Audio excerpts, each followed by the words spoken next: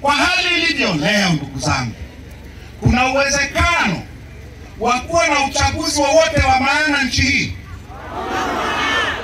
kama kugombea mwenyekiti wa kijiji kimoja inabidi mapolisi waje wakamate kina mama na watoto wachanga wapeleke mahabusu Sumbawanga. Kwa mwenyekiti wa kijiji inabidi muumize watu. Bado kuna uwezekano wa uchaguzi wowote wa maana nchi hii? Hakuna. Ukweli wa Mungu ni huo, hakuna. Wanaosema kuna uwezekano tena wa uchaguzi kwa mazingira haya wanataka kututia ujinga. Mfumo wetu wa uchaguzi umeharibika, haurekebishiki kabisa. Unahitaji kubadilishwa wote.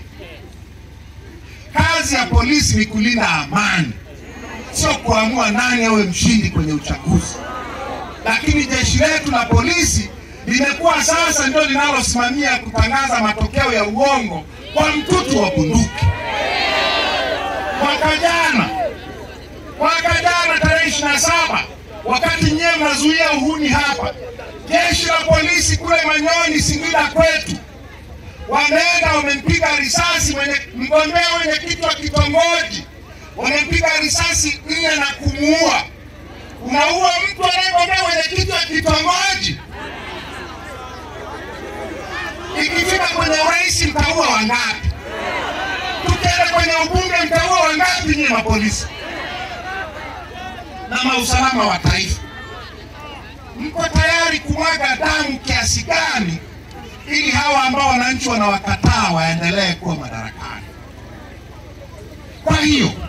Kwa hiyo tunataka mabadiliko ya mfumo wa uchaguzi.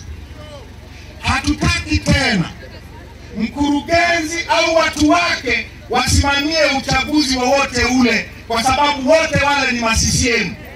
Hawatatenda haki. Hatutaki tena watendaji wa kata au waratibu wa elimu si vitu gani waamue uchaguzi wa madiwani, kwa sababu wote wale ni ma-CCM. Hawatatenda haki. Hatutaki watendaji wa vijiji wasimamie uchaguzi wa vijiji, kwa sababu wote wale ni ma-CCM. Hawatatenda haki. Na hatutaki mapolisi waingie kwenye vituo vya kupigia na kuhesabia kura, kwa sababu wanaingiza kura za uongo. Kama ni kulinda amani, wakae huko, watu wache tupige kura. Hatutaki tena tume ya uchaguzi ya kuteuliwa na rais isimamie uchaguzi. Tunataka tume huru. Tunataka watu huru wa kusimamia chaguzi zetu. Hatutaki tena sheria zetu ziruhusu wagombea wa upinzani waenguliwe bila sababu. Hatutaki tena utaratibu wa wagombea wa CCM kupitishwa bila kupingwa. Hatutaki kufanyiwa vurugu wakati wa kampeni. Hatutaki tena mawakala wetu kusumbuliwa kuapishwa kwa sababu zisizokuwa na msingi.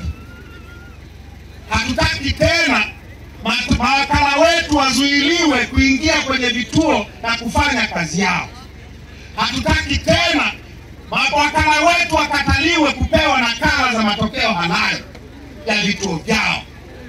Yote haya ambayo nimeyasema ndio mambo ambayo tunataka yabadilishwe ili twende kwenye uchaguzi. Yasipobadilishwa, maana yake ni kwamba wanataka kufanya ujambazi wao. Hatutakubali. Nitawaomba wananchi wa Talamila na wananchi wa Tanzania mchukue hatua nzuri ya uchaguzi. Ndio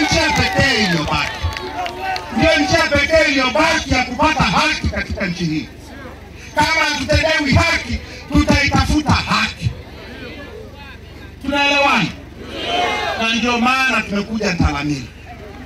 Tumekuja Talamila kuja kuwaungeni mkono. Tumekuja Talamila kuja kuwaambia hamjakosea. Na tunataka wananchi wa Tanzania wawe kama wananchi wa Talamila. Msikubali ujinga tena. Tunaelewana? Mmenielewa? Mmenipata? Na ujumbe huu na mfano wa Ntalamila tutaupeleka Tanzania nzima.